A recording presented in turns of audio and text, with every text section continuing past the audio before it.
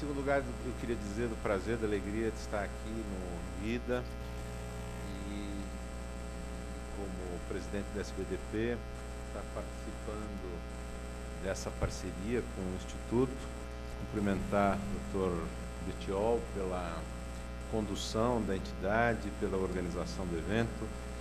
Cumprimentar o Dr. Gustavo, meu amigo Davi Waltenberg, e dizer que o que eu pretendo fazer é, rapidamente, como convém, colocar algumas ideias que são ideias talvez próprias dessa condição de quem olha para o setor elétrico com um olhar de estrangeiro, quer dizer, de quem não vive o dia a dia e que faz visitas pontuais, muitas delas provocadas, aliás, pelo Davi, né? E que faz comparações entre a experiência do setor elétrico, das concessões do setor elétrico, e agora do tema da extinção e das prorrogações, do setor elétrico com os outros setores. Acho que é isso que eu posso eventualmente contribuir. Então, a primeira coisa a dizer é o seguinte: o setor elétrico foi definido pela legislação, isso foi absorvido pela Constituição, como serviço público, o que significou a utilização em relação ao setor elétrico de uma série de categorias que têm sido historicamente utilizadas para o poder público regular. Então, a história do serviço público é a história de um modo de regular, uma maneira de regular, de um conjunto de técnicas jurídicas para regular. Então, o que é que o fato de um setor ser serviço público permite em matéria de regulação? Permite o controle de entrada no setor. E permite a quem é o titular, o Estado, o dono do serviço público, estabelecer o método de entrada. E, especialmente, aquilo que é muito importante em alguns setores, em quase todos, no setor elétrico bastante importante, estabelecer uma limitação ao número de participantes. O que significa, hoje em dia, que o ingresso no setor elétrico se faz por licitação. Deve-se fazer por licitação, tendo em vista que esse instrumento, a licitação, foi se tornando paulatinamente algo considerado fundamental na entrada no setor de serviço público, a participação em licitação, a ponto de ser absorvido por uma legislação que se tornou uma legislação geral de licitação e pela própria Constituição, o artigo 175 da Constituição, vai então estabelecer essa ligação entre restrição ao ingresso e licitação. Esse é o primeiro ponto interessante. O segundo é que o poder público titular desse serviço vai exercer poderes de regulação que, aliás, exerce também em outros setores que não são de serviço público. Regulação de qualidade, regulação técnica, regulação para permitir a conexão de redes e regulação de preço. Essas regulações, elas não são específicas do setor de serviço público. Um exemplo, acho que bastante forte, comparativo interessante, é a regulação das instituições financeiras, a regulação bancária, que tem envolvido o uso de poderes bastante semelhantes. Regulação de preço de medicamento é um tipo de controle de preço, portanto, aí não há digamos, uma especialidade tão grande pelo fato de se tratar de um setor de serviço público. O fato de ter regulação de preço, de ter regulação de qualidade, regulação para obrigar a conexão de redes e tal. Mas há um terceiro ponto que é importante destacar, é que, associado à ideia de serviço público e de ser prestador de serviço público, foi se agregando aos poucos, está associado, foi se agregando, o direito de ter privilégio. Privilégio no acesso aos bens públicos, privilégio para o uso de recursos públicos. E isso é bastante importante na medida em que esses recursos públicos sejam fundamentais e escassos para determinar, inclusive, o dever de licitar. E no tocante ao acesso a recursos públicos, de fundos setoriais, tem envolvido muito a edição de legislação, lei no sentido próprio, para criar esses encargos setoriais e definir as linhas gerais da sua distribuição, né?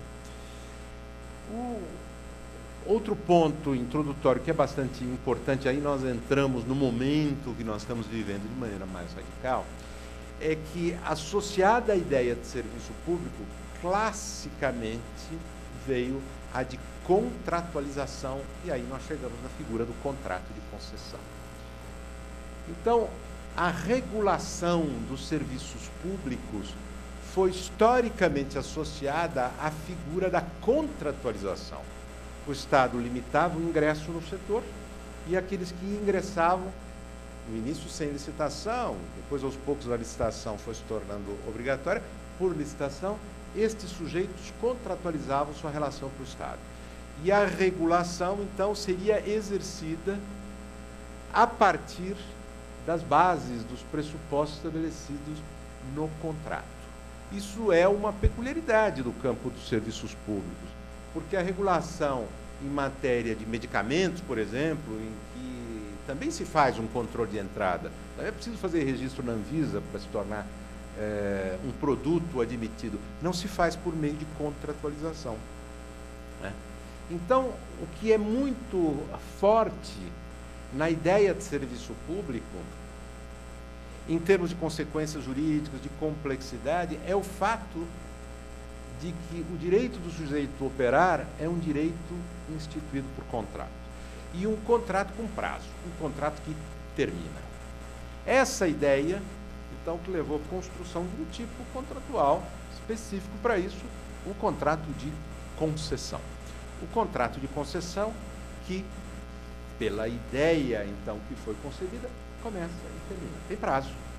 Ele tem um termo inicial, tem um termo final. Além disto, eu estou terminando essa introdução dos pontos muito abstratos, além disso, aos poucos, foi se associando aos poderes de regulação que o Estado tem em relação aos serviços públicos, alguns poderes especiais. Um poder, o de intervenção. Também não é específico do setor de serviços públicos. Se mais uma vez eu mencionar a intervenção no sistema bancário, vocês verão que não tem nada de específico, porque também se faz intervenção em instituições financeiras que não tem contrato nenhum. Então, isso não tem a ver diretamente com o tema contratual, mas tem a ver com o exercício da regulação, né? No campo dos planos de saúde, é a mesma coisa. Existe intervenção nas empresas, mas não existe contrato. Porém, há mais uma figura, que é a figura da caducidade, que dá fim à atuação do sujeito como prestador de serviço público, que também não tem cá entre nós uma diferença assim, muito substancial para com os poderes que o regulador tem em setores em que não há contratualização. Embora a especificidade se chamar de caducidade, a sanção de eliminação da empresa daquele setor, mas isso existe também em outros setores, né? A eliminação de um prestador, de um explorador, de um certo segmento, por ter cometido falhas graves. Mas uma figura está diretamente associada à ideia de contratualização, que é a encampação.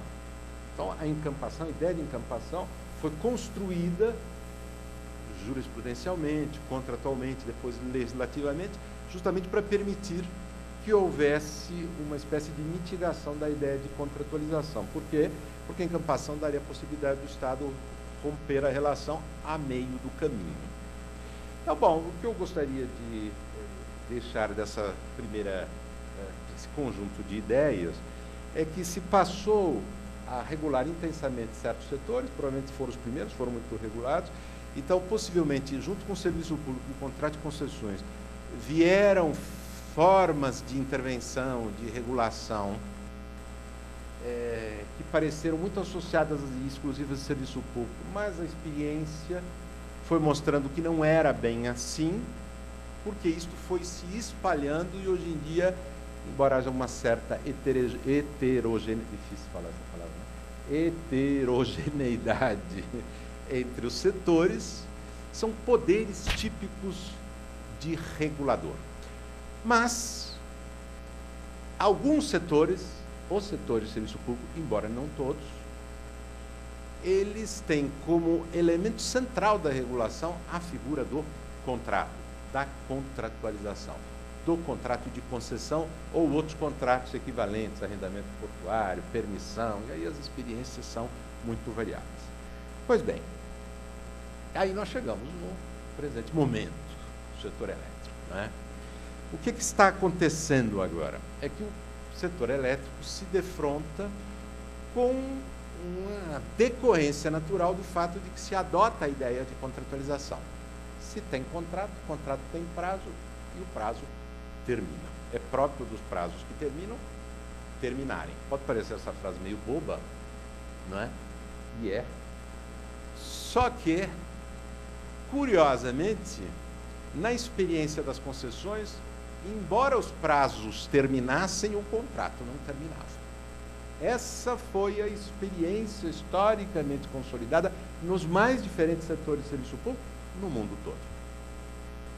Uma ideia abstrata de contrato que termina, uma série de consequências decorrentes desse término, mas a experiência jurídica em geral, a maior parte da experiência jurídica acumulada com contratos de concessão nos mais variados lugares do mundo é que os contratos de concessão não terminam.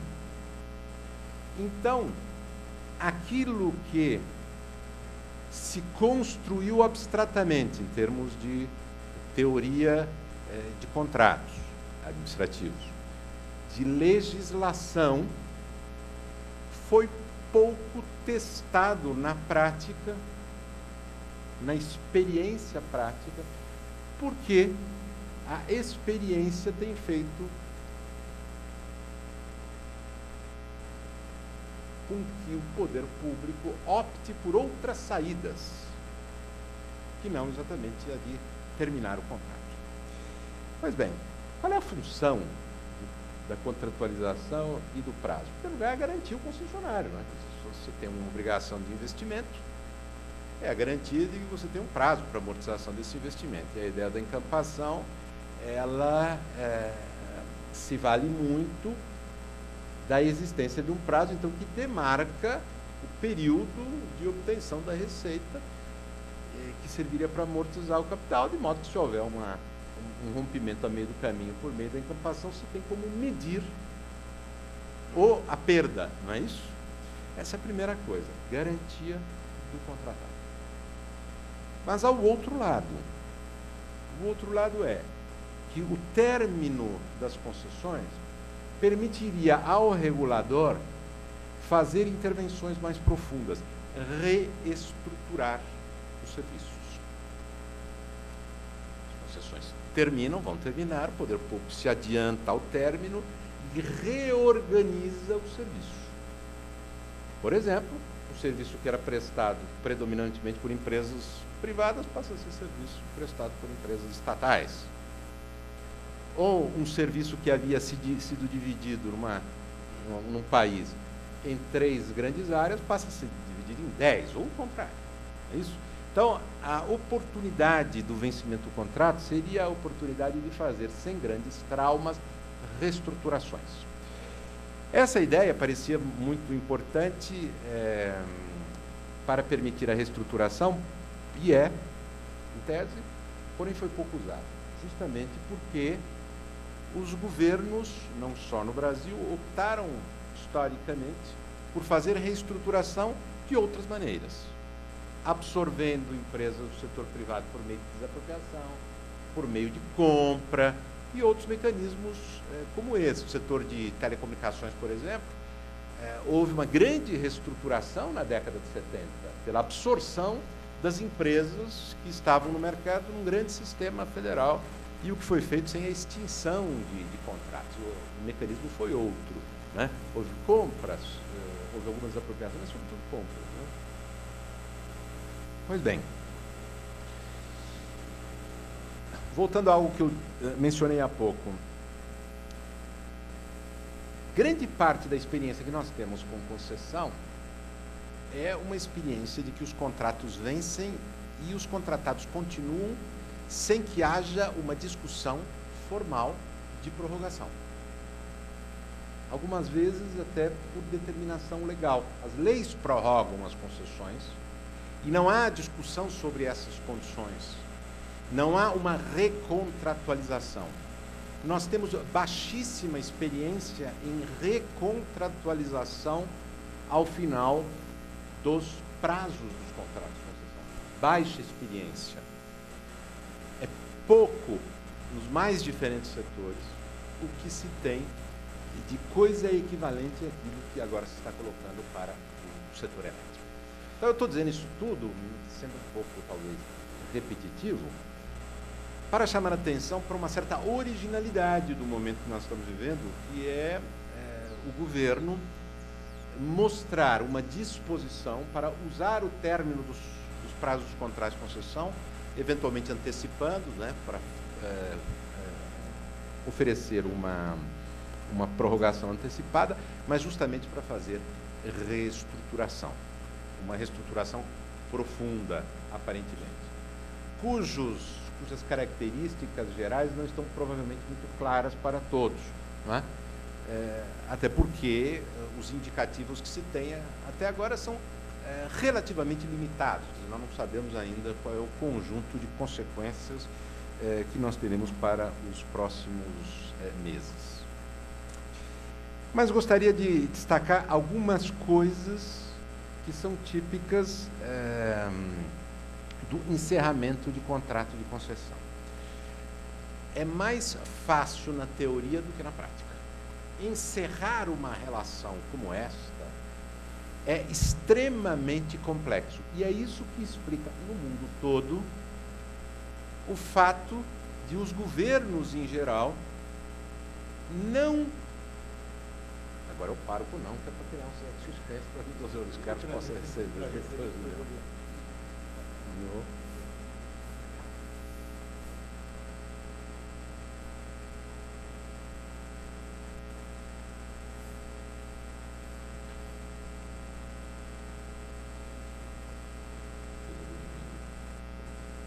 Use, se vocês esqueceram a frase, mas eu não, eu fiquei repetindo aqui, para que o governo não use esta oportunidade do encerramento e da recontratualização para fazer reestruturação. Quais são as dificuldades? A primeira dificuldade se chama sucessão. Como é que sai uma empresa que gostaria de ficar e entra sem problema de continuidade uma outra? Atividade extremamente complexa, a sucessão. Ela não é fácil de fazer sequer por acordo. Imagine um cenário de conflito. Por acordo, nós estamos passando agora por uma transição, por uma sucessão no setor de aeroportos, não foi por isso que eu atrasei, setor de aeroportos, e se previu um sistema para sucessão que está sendo bem sucedido, mas demora um prazo, sabe, para se perceber a complexidade que está envolvida nisso. As privatizações não geraram uma necessidade de tratar do problema de sucessão, porque se privatizou a empresa, que levou um novo contrato, mas continuou sendo a mesma. Então, o problema não se pôs, né, desta forma, porque houve uma sucessão, houve uma continuidade, não uma sucessão. Então, o primeiro problema é este, da sucessão. O segundo problema é o passivo. Existe um passivo acumulado, ou diferentes passivos acumulados, e é preciso resolver esses passivos. A dificuldade de compor esses passivos é que faz com que se opte por outros mecanismos. Eu gosto muito de contar um caso, talvez os que estão aqui, eu estou viciado em aeroporto, vocês podem imaginar por quê, né?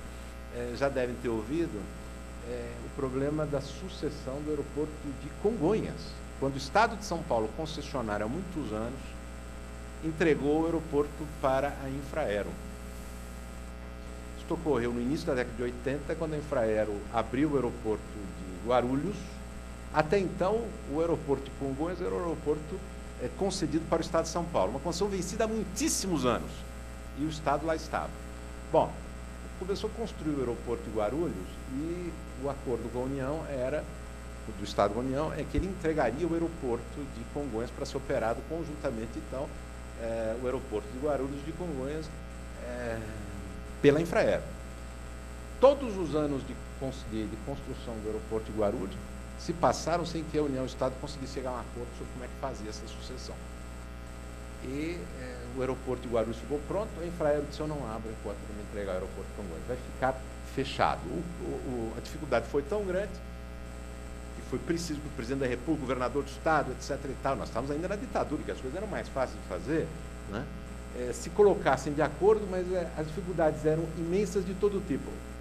No final, depois de toda a deliberação política, a dificuldade foi o recibo, o termo de transferência. E terminou um texto engraçadíssimo que dizia assim: recibo de aeroporto, de entrega de aeroporto, e que dizia o seguinte: declaro haver recebido um aeroporto nesta data, São Paulo, tal. Nem com o tal nome eles chegaram a um acordo. Deixa eu dizer como é complexa a sucessão. Não por acaso, estou querendo destacar aqui, é que as dificuldades práticas do encerramento de um contrato de concessão e de uma sucessão potencialmente conflituosa são muito grandes, o que tem feito com que essa experiência de continuidade se mantenha. Agora nós estamos diante de um possível cenário de fim das concessões, aquelas concessões renovadas, que o aeroporto suceda e eventualmente com algum tipo de conflito. Quais são, creio eu, os conflitos mais importantes? O primeiro deles é o seguinte: a composição quanto ao valor da indenização e o seu pagamento é condição da reversão? A lei de concessões, a lei brasileira de concessões, ela é suficientemente ambígua sobre isso para permitir fazer razoavelmente as duas interpretações. De que o pagamento da indenização prévia é condição da reversão no final do contrato e o seu contrário. Se os senhores pedissem a minha opinião, minha tendência, eu diria que a melhor interpretação é aquela que exige o pagamento prévio à reversão, mesmo no final da concessão. Mas eu reconheço que é um tema que a lei tratou de maneira relativamente ambígua. O que, bom, nos coloca algumas dificuldades. A primeira é de que, eventualmente, aquele que queira resistir, resistirá com este argumento. E isto é tão mais importante pelo fato de que o valor da indenização pode ser um valor conflituoso. Aí vem o segundo ponto. Como é que se calcula a indenização no final do contrato? Esse é um tema de alta complexidade. A medida provisória, ela tratou desse assunto, fazendo referência a critérios para cálculo do capital não amortizado, a partir do valor novo de reposição a ser feita. Eu fico sempre nervoso aqui, e o setor elétrico, para não errar as expressões, o Davi aqui do meu lado me socorre.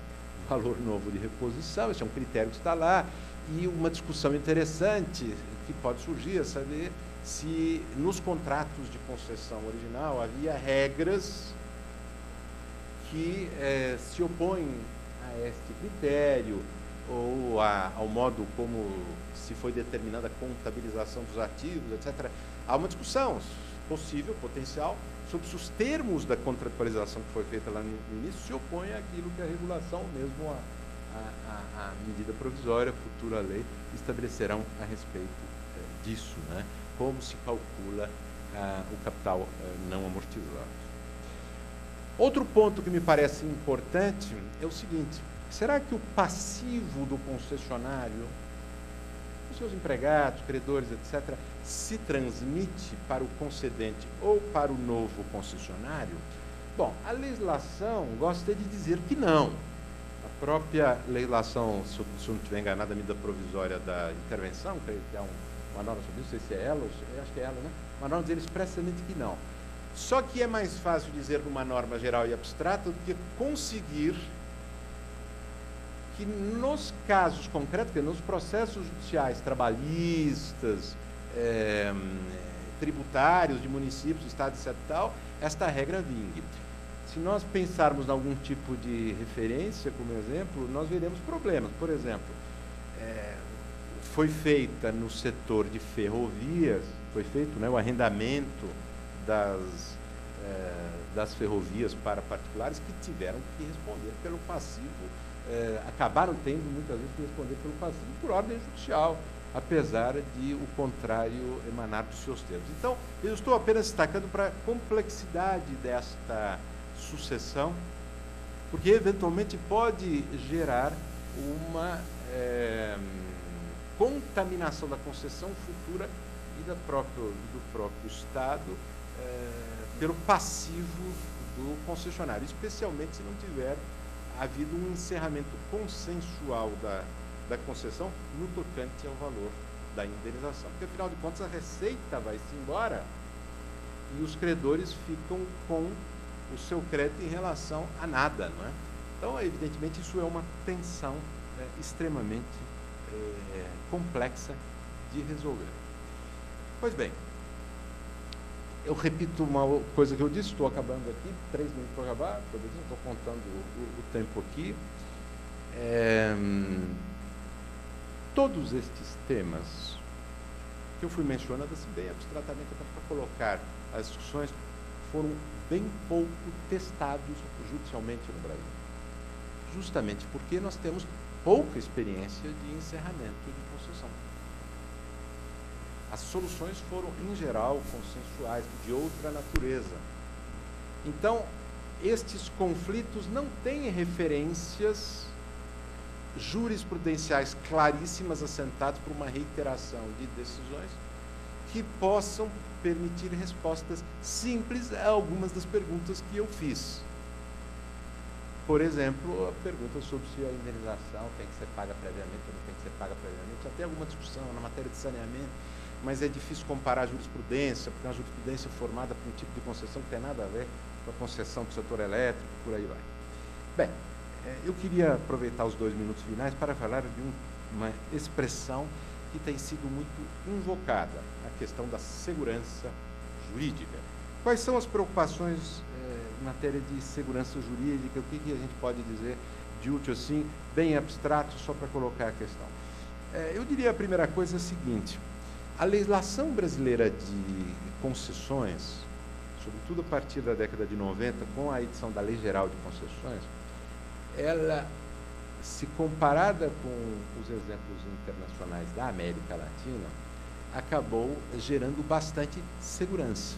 Então, muitos dos conflitos que acabaram ocorrendo, alguns até levados ao Poder Judiciário, foram resolvidos de modo relativamente satisfatório por conta da existência de um marco de referência que foi considerado pelos juízes, ou pelos reguladores, ou pelo próprio governo, como devendo ser observado e como contendo referências para a solução de eventuais conflitos. E isso tem sido um elemento diferencial do Brasil bastante grande. Eu tenho uma confraria de amigos na América Latina que se reúnem periodicamente para falar mal dos seus próprios países, né?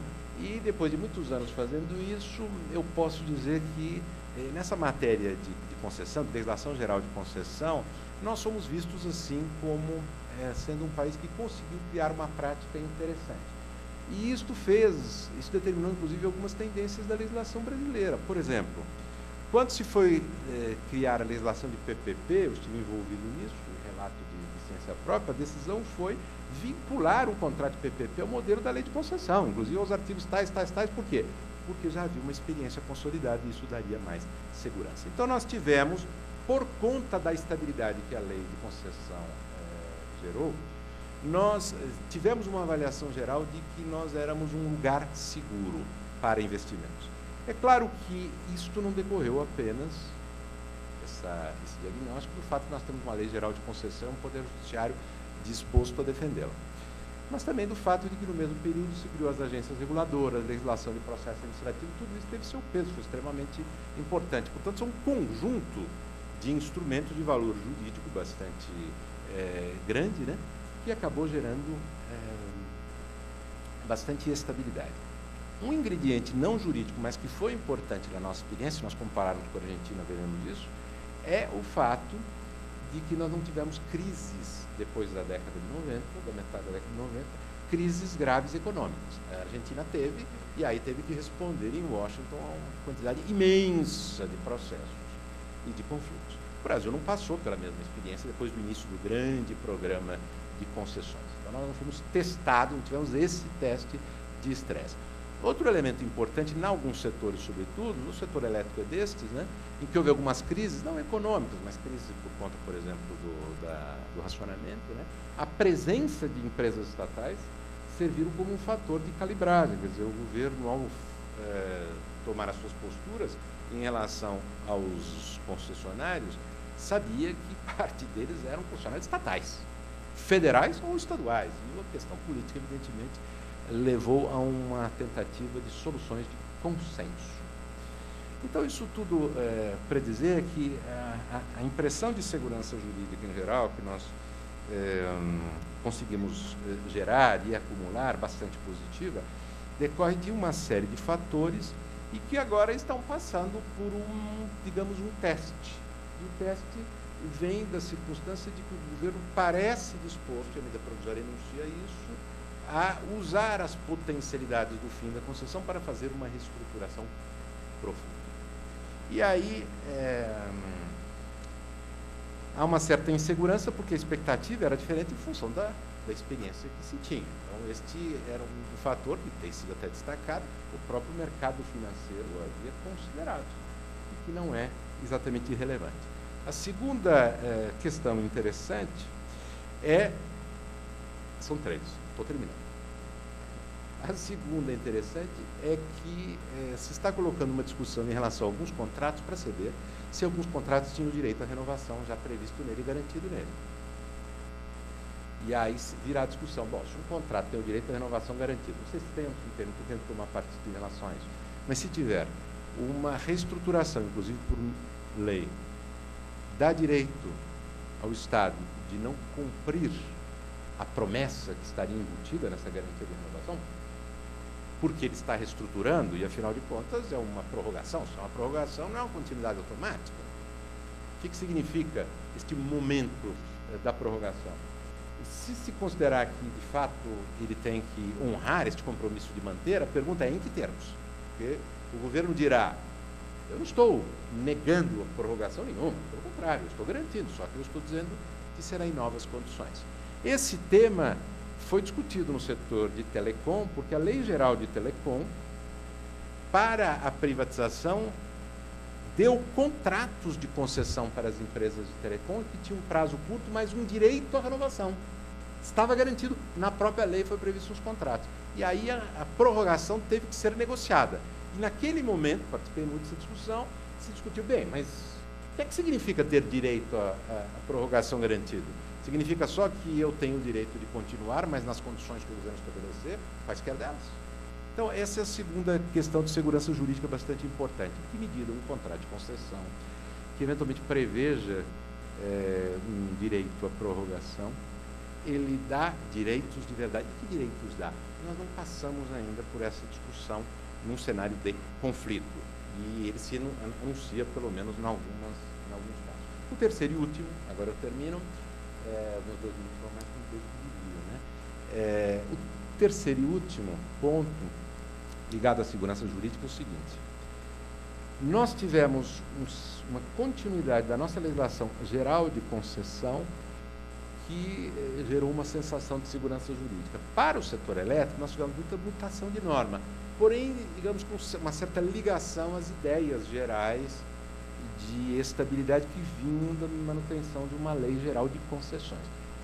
2 medidas provisórias em seguida saem e mexem neste regime. E a mexida, por exemplo, na medida provisória de intervenção não foi pouca. Foi para criar um sistema de intervenção igualzinho ao sistema financeiro lá. Né? Bem, e aí a pergunta é, eu celebro um contrato, tem lei, essa lei me leva a certas expectativas, mas o governo, no âmbito federal, tem o poder de editar a medida provisória e mudar essas regras. E a solução adotada para o caso das prorrogações, medida provisória 579, ele é mais impressionante, porque o prazo estabelecido para a resposta e tal foi um prazo curtíssimo, totalmente atípico num processo de renovação. Totalmente atípico em qualquer circunstância, é difícil encontrar algo comparável. Aí gera um certo espanto. E mais ainda a preocupação pelo fato de que tudo deve estar resolvido em termos de contratualização antes de o Congresso Nacional votar a medida provisória. Portanto, com a deliberação exclusivamente do Poder Executivo. Então, o Poder Executivo edita a medida provisória e intervém no dia seguinte.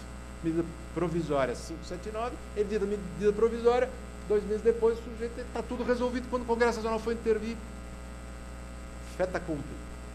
Então, esta é provavelmente uma das questões importantes. O procedimento que o governo adotou agora, ele causa este incômodo. E aqui é uma crítica, né? Um incômodo, porque é um método que eu creio quebra essa consolidação que nós tivemos da experiência de quase 2 décadas de estabilidade em função de ter um marco geral, apesar de todas as flutuações que o setor elétrico passou por 1000 razões. Bom, era isso que eu queria colocar, doutor Bettiol, para tentar entretê-los enquanto o doutor Julião chegava, enquanto as pessoas relaxavam e tal, e aí nós pudéssemos ouvir os especialistas do setor elétrico. Muito obrigado.